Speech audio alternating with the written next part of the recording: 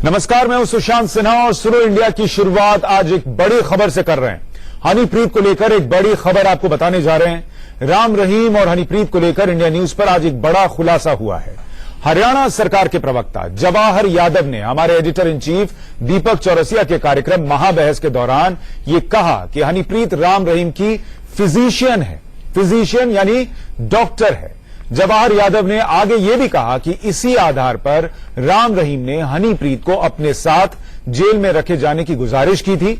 हम आपको वो पूरी बहस के दौरान जो कुछ भी जवाहर यादव ने कहा है, पहले वो हिस्सा आपको सुनवाते हैं।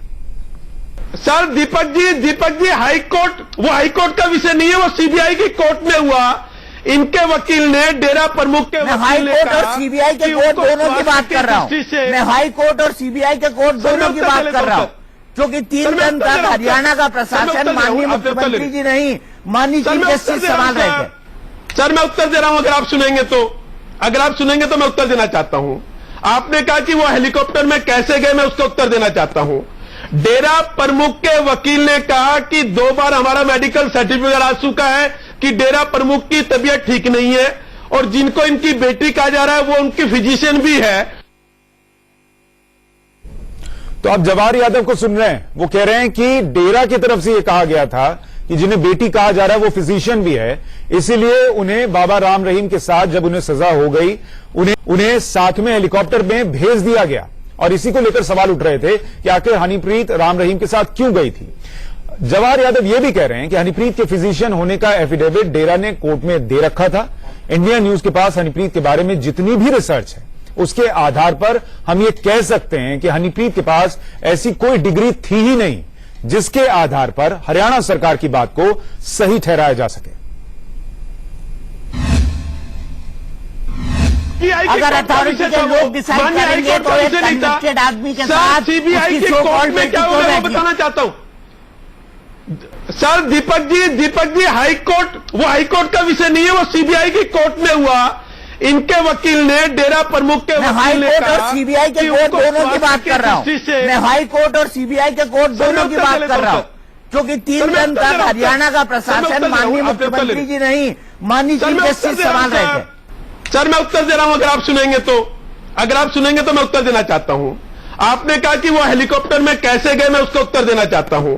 डेरा प्रमुख के वकील ने कहा कि 2 बार हमारा मेडिकल सर्टिफिकेट आ चुका है कि डेरा प्रमुख की तबीयत ठीक नहीं है, और जिनको इनकी बेटी कहा जा रहा है वो उनकी फिजिशियन भी है। तो इसके नाते क्या इनको वहां जाने दिया जाए जेल में? तो माननीय न्यायालय ने कहा सीबीआई न्यायालय ने कि ये जेल प्रशासन तय करे। तो जेल प्रशासन तय करने के लिए उनको वहां तक ले जाया गया, जेल प्रशासन ने मना कर दिया। इसमें कौन सा नियम टूटा? जवाहर यादव कह रहे हैं कि जेल प्रशासन को तय करना था, इसीलिए हनीप्रीत को बाबा के साथ जेल ले जाने तक वहां भेजा गया और इसमें कोई नियम नहीं टूटा। जवाहर यादव ने इसके आगे यह भी कहा कि राम रहीम तो जेल में भी हनीप्रीत को साथ रखना चाहता था डॉक्टर बनाकर, लेकिन जेल प्रशासन ने इसके लिए मना कर दिया। कोई नियम टूटा हो तो चलिए 1 मिनट, आपने कहा वो उनकी फिजिशियन है, फिजिशियन का मतलब होता है डॉक्टर। ये इन्होंने अपने एफिडेविट में कहा। नहीं ठीक है, कोई भी एफिडेविट दिया हो, उन्होंने कहा कि इनकी फिजिशियन है। ठीक है, फिजिशियन जो होता है वो सरकारी नियमों के हिसाब से अगर देखा जाए तो उसके पास एमबीबीएस की डिग्री होनी चाहिए, या उसके पास कोई ऑथोराइज डिग्री होनी चाहिए किसी ऑथोराइज यूनिवर्सिटी से कि हाँ वो वाकई में फिजिशियन है या उसका हेल्पर है। अगर हरियाणा सरकार को यह लगा कि हनीप्रीत राम रहीम की फिजिशियन है, तो मैं आपको फिर साधुवाद देता हूं, मैं आपकी सरकार की बहुत तारीफ करता हूं। हमें नहीं लगा। अरे माननीय न्यायालय पर टिप्पणी आप कर सकते हैं, मैं नहीं कर सकता। नहीं, सीबीआई की माननीय न्यायालय कहाँ अपने ऑर्डर में लिखा है कि फिजिशियन को जाने दिया जाए?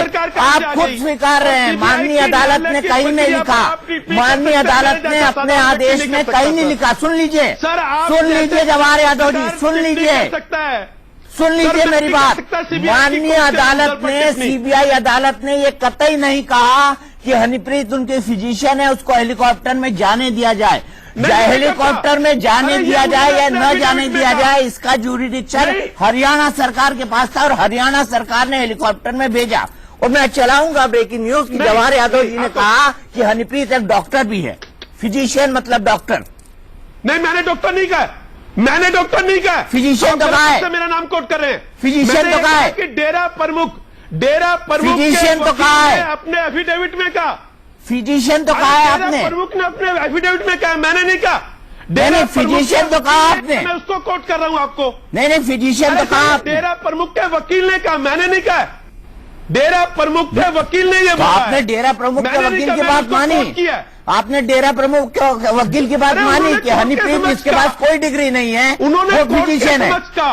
नहीं, आपने डेरा प्रमुख की बात मानी, आपने डेरा प्रमुख की बात मानी, उसके वकील की बात मानी कि जिसके पास कोई डिग्री नहीं है वो राम रहीम की फिजिशियन है।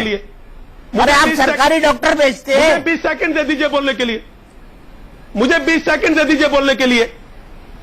डेरा प्रमुख के वकील ने यह कहा कि इनकी आवश्यकता है इनको, उन्होंने तो यहां तक भी कहा कि ये जेल में भी आवश्यकता है।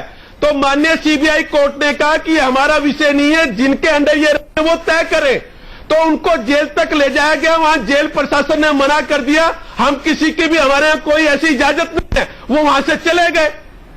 और दूसरा, जिस समय उस समय वहां की परिस्थितियां थी, चलिए तो हेलीकॉप्टर में जवाहर यादव जी, जवाहर यादव जी, उनको अंबाला, जवाहर यादव जी, मैं आपको साधुवाद देता हूं, आपकी सरकार के एडमिनिस्ट्रेशन को साधुवाद देता हूं। आपने महाबहस का पूरा हिस्सा सुना, हरियाणा सरकार के प्रवक्ता क्या कह रहे हैं वो सुना। कुछ सवाल आपके मन में भी उठ रहे होंगे। पहली बात कि क्या हनीप्रीत वाकई डॉक्टर थी, फिजिशियन थी? इतने दिन से इंडिया न्यूज पर आप लगातार एक एक खुलासे सुन रहे हैं, कभी आपको यह पता चला कि वो डॉक्टर थी या फिजिशियन थी? दूसरी बात, अगर वो थी भी, क्या इसकी कानूनन इजाजत है कि कोई बेटी जो है वो अपने पिता को अगर सजा हो जाए तो उसके साथ हेलीकॉप्टर में बैठकर जेल के अंदर जाकर उसको फिजियोथेरेपी दे सके?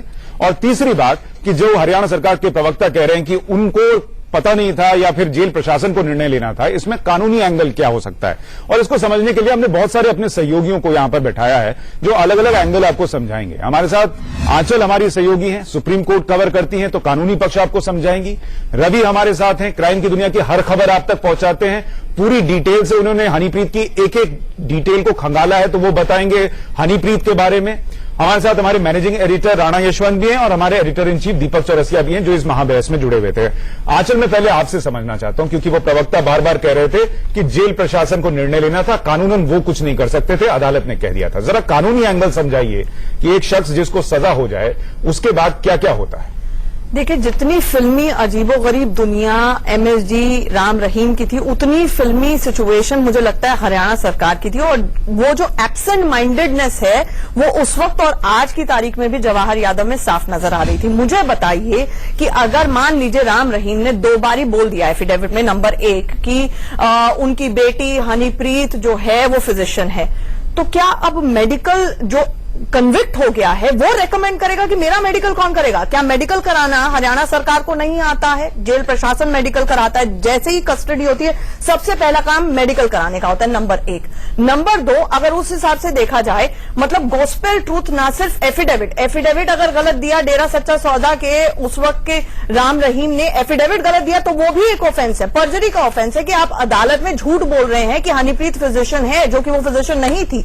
और उस बात को बाकायदा हरियाणा सरकार गॉस्पेल ट्रूथ मान रही है और वहां पर हेलीकॉप्टर प्रोवाइड किया जा रहा है जेल में जाने के लिए, और ये दिखाने की कोशिश कर रही है कि देखिए हमने तो एहसान किया, हमने सिर्फ हेलीकॉप्टर से पहुंचा दिया और उसके बाद जेल प्रशासन ने बाकायदा उनको वहां पर रुकने नहीं दिया। तो मतलब ये अजीब गरीब जूरिस्प्रूडेंस है कि सुशांत, अगर आप या मैं कन्विक्ट हो जाएं तो हम अपने साथ एक शख्स को कैरी कर सकते हैं जेल के अंदर कि मुझे मसाज की जरूरत है या मुझे ये तकलीफ है तो मेरा तो डॉक्टर यही है, ये जेल में मेरे साथ रहेंगे। नहीं, मैं ये समझना चाह रहा हूं कि ये देश के पहले व्यक्ति तो नहीं होंगे जिनको जब कन्विक्शन हुआ तो कोई प्रॉब्लम रही होगी शारीरिक तौर पर, या उनकी कथित बेटी जो है वो फिजिशियन भी रही होगी। ऐसा तो होता नहीं देश भर में कि बेटी चली जाए जेल के अंदर। बेटी फिजिशियन हो, बाप फिजिशियन हो, तो ये कोई कन्विक्ट बताएगा, दोषी करार दिया गया, वो बताएगा कि मेरा इलाज कौन करेगा अगर मेरी तबीयत खराब है। वैसे भी लोगों की तबीयत खराब हो जाती है जेल के नाम पर।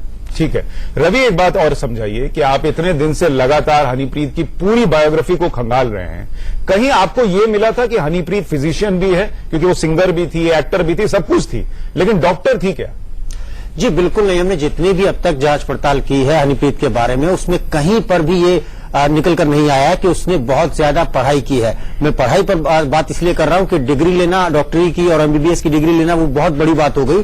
उन्होंने पढ़ाई भी बहुत ज्यादा नहीं की है, तो ऐसे में उसका अपने आप को फिजिशियन बताना और वो भी एफिडेविट देकर अदालत के भीतर कहीं ना कहीं साफ करता है कि जब सजा हुई राम रहीम को, उसके फौरन बाद जो गुनाह का ताना बाना था इनके दिमाग में चलने लगा था, इन्होंने वहीं पर एफिडेविट ये बनाया होगा बहुत तेजी के साथ में, और उसमें उन्होंने खुलेआम झूठ बोला और इसके खिलाफ जाहिर तौर पर कानूनी धाराओं के अंदर कार्रवाई बनती है। ठीक है दीपक जी, चूंकि आपका ये शो था, थोड़ा हिस्सा हमने आपको दिखाया, आपकी और बातचीत हुई होगी, उसका भी अगर कोई हिस्सा आप दर्शकों के लिए बताना चाहें तो जरूर बताएं। और दूसरा कि क्या सरकार को ये पता था कि राम रहीम को सजा हो जाएगी और उनकी बेटी की जरूरत पड़ेगी, तो बेटी अदालत तक भी गई और फिर बाद में उसको हेलीकॉप्टर में बैठाकर भी भेज दिया?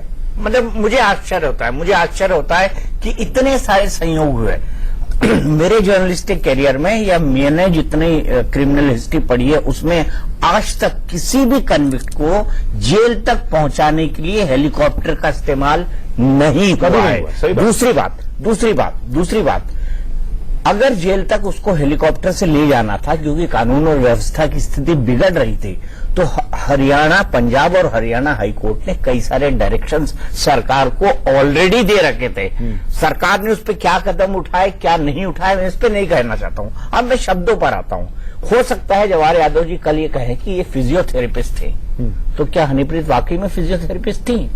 हनीप्रीत के फेसबुक प्रोफाइल पे लिखा है कि वो फिजियोथेरेपिस्ट थी, हनीप्रीत के किसी रिसर्च में लिखा है वो फिजियोथेरेपिस्ट थी, हनीप्रीत के बारे में इतनी बातें लिखी है वो फिजियोथेरेपिस्ट थी, हनीप्रीत का एमएसजी में पेज है मैसेंजर ऑफ गॉड का, वो थी। हमको ये पता था कि वो डायरेक्टर है, एक्ट्रेस हैं, और वो कहती थी कि उनके फादर से वो बहुत प्रभावित है, और फादर से वो इतनी प्रभावित है कि उनको लगता है कि अंतिम सत्य वही है। नहीं, और वो ऐसी कैसी फिजियोथेरेपिस्ट थी कि सिर्फ वही फिजियोथेरेपी कर सकती थी? मुझे ये भी नहीं समझ आता है कि ये रिश्ता बाप बेटी का रिश्ता कहलाते हैं कि उन्होंने कथित तौर पर गोद लिया था उन्होंने कथित तौर पर, लेकिन हनीप्रीत की जो एज थी और हनीप्रीत बाबा की जो उम्र थी उसमें सिर्फ 13 साल का अंतर था, जो मेरी जानकारी, उसमें सिर्फ 13 साल का अंतर था।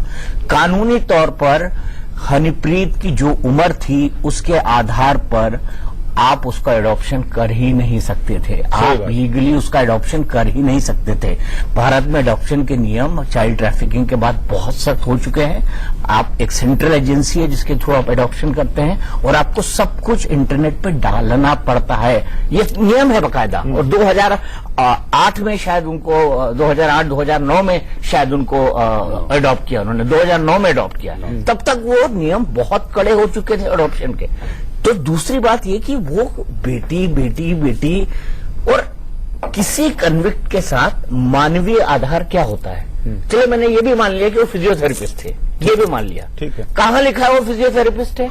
किसको पता है वो फिजियोथेरेपिस्ट है? आज तक डेरे ने भी यह दावा किया है कि वो फिजियोथेरेपिस्ट है।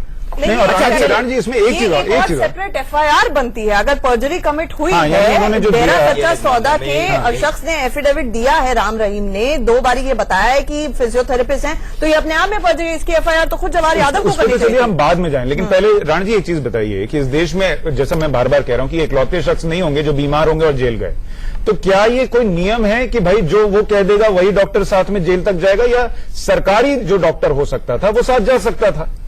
2 स्थितियां होती हैं जो पहले भी चर्चा हुई कि एक जेल मैनुअल होता है कि अब जेल के अंदर आप आ गए हैं तो जेल में आप कैसे रहेंगे, आपका इलाज कैसे होगा, आप क्या खाएंगे, क्या करेंगे, जेल मैनुअल के तहत तय होता है। पुलिस मैनुअल है कि जब बाहर आ रही है पुलिस अपना काम कैसे करती है, यह पुलिस मैनुअल के तहत चलता है। जो बहस हम लोग लेकर के आए हैं उसमें 2 बड़ी बातें हैं।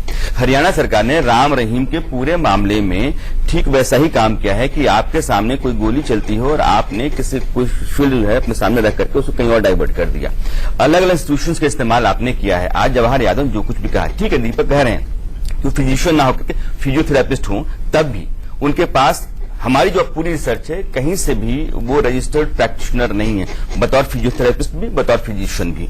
फिर वो एफिडेविट क्यों? फिर आंचल की बात आती है। अगर ऐसा एफिडेविट आपने दाखिल किया है तो आपके खिलाफ एक और मुकदमा बनता है और बनना चाहिए। दूसरी बात यह है कि अगर वो आपकी बेटी हैं भी और वो फिजिशियन हैं भी या फिजियोथेरेपिस्ट हैं भी, फिर आप तय करेंगे कि क्या वो आपके साथ जेल में रहेंगी?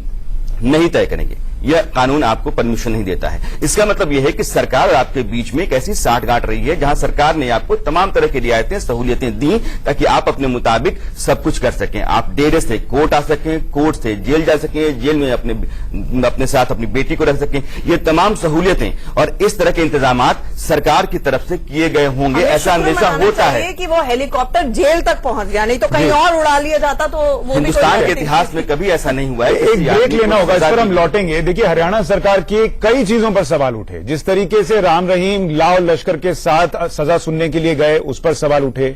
जिस तरीके से भीड़ वहां इकट्ठा होने दी गई, इसको लेकर अदालत ने सवाल पूछे। और उसके बाद जो कुछ हुआ, जिस तरीके से हनीप्रीत हेलीकॉप्टर में बैठकर गई और वहां एफिडेविट का हवाला दिया जा रहा है कि उसने कह दिया था कि वो डॉक्टर है, इसलिए हमने मान लिया और उसको दे दिया मानवीय आधार पर पिता के साथ जाने के लिए, इसको लेकर भी सवाल उठ रहे हैं। तो हम एक छोटे से हरियाणा सरकार राम रहीम के सामने कैसे नतमस्तक थी, इसको लेकर कई बातें सामने आई और आज बड़ा खुलासा हम आपको यह भी बता रहे हैं कि हरियाणा सरकार के प्रवक्ता ने इंडिया न्यूज पर यह कहा है कि हनीप्रीत उन्हें पता था कि बाबा की डॉक्टर है, फिजिशियन थी और इसीलिए उनके साथ उन्हें जेल जाने दिया गया। हमारे शो महाबहस में ये बातें उन्होंने रखी थी। दीपक जी एंकर कर रहे थे। दीपक जी, और कुछ बातें आप बता रहे थे जो कहीं जिस पर गंभीर सवाल उठते हैं। जी हाँ, मैंने उनसे पूछा कि आपने आखिरकार उस भीड़ को क्यों इकट्ठा होने दिया, तो उनके पास कोई जवाब नहीं था। मैंने उनसे पूछा कि धारा 144 क्या होती है, तो पहले उन्होंने कहा कि नहीं, धारा 144 पंचकुला में लगी थी और बाकी गाड़ियों को रोक दिया गया। मैंने बोला 400 गाड़ियों का काफिला था, तो उन्होंने माना कि नहीं 175 गाड़ियों का काफिला था। अब सवाल यह है कि 175 गाड़ियों का काफिला लेकर एक आदमी क्या सजा सुनने आता है? सही बात। जब आपको पता है कि सिक्योरिटी हाई अलर्ट पे है, आपको कहा गया है कि आप कानून और व्यवस्था की स्थिति संभालिए और आपको सीधे हाई कोर्ट ने कहा है और किसी ने नहीं कहा है, माननीय पंजाब और हरियाणा हाई कोर्ट ने कहा है। और अगर मैंने माना कि अगर उन्होंने एफिडेविट बाद में नहीं दिया, सजा के बाद में नहीं दिया, सजा के पहले भी दिया है, तो अगर वो एफिडेविट दिया है तो सरकारी पक्ष को या सीबीआई को उसको काउंटर करना चाहिए। आखिरी बात मैं कहना चाहूंगा, जो उनके तर्क लगे वो उससे मुझे ऐसा लगा, और उन्होंने ये स्टेटमेंट भी दिया कि ये हमारी बहुत बड़ी सफलता है, और मैंने इसके लिए उनको साधुवाद दिया कि ये हमारी बहुत बड़ी सफलता है कि हम राम रहीम को डेरे से निकालकर कोर्ट रूम तक पहुंचा दिया। तो ये उन्होंने बहुत बड़ी सफलता मानी और उन्होंने इस सेंटेंस को कंक्लूड किया। जवाहर यादव जी ने, मेरे अच्छे मित्र हैं वो, और उन्होंने इस बात को कंक्लूड किया कि वरना हरियाणा के लोग जानते कि क्या से क्या हो जाता है। इसका सीधा मतलब यह है कि सरकार नतमस्तक हो गई थी। मतलब मुझे तो यही लगता है, अभी की स्थिति भी दीपक, मुझे ये लगता है कि जिस तरीके से हनीप्रीत लगातार भाग रही हैं, अब पुलिस कहती है कि अगर आप सरेंडर नहीं करती तो भगोड़ा घोषित कर दिया जाएगा, और इतने दिनों तक लगातार उनका भागना इस सवाल पैदा करने लगा है कहीं पुलिस के भीतर, प्रशासन के भीतर कुछ ऐसे लोग तो नहीं जो उनको भागने में और ठिकाने ढूंढने में मदद कर रहे हैं। यह संदेह भी अब सरकार की तरफ। ये सुनने के बाद तो किसी को भी ये शक होगा कि कहीं सरकार सिर्फ दिखावे के लिए तो छानबीन नहीं कर रही या छापे नहीं मार रही। हमारी इस खास पेशकश में इतना ही। नमस्कार।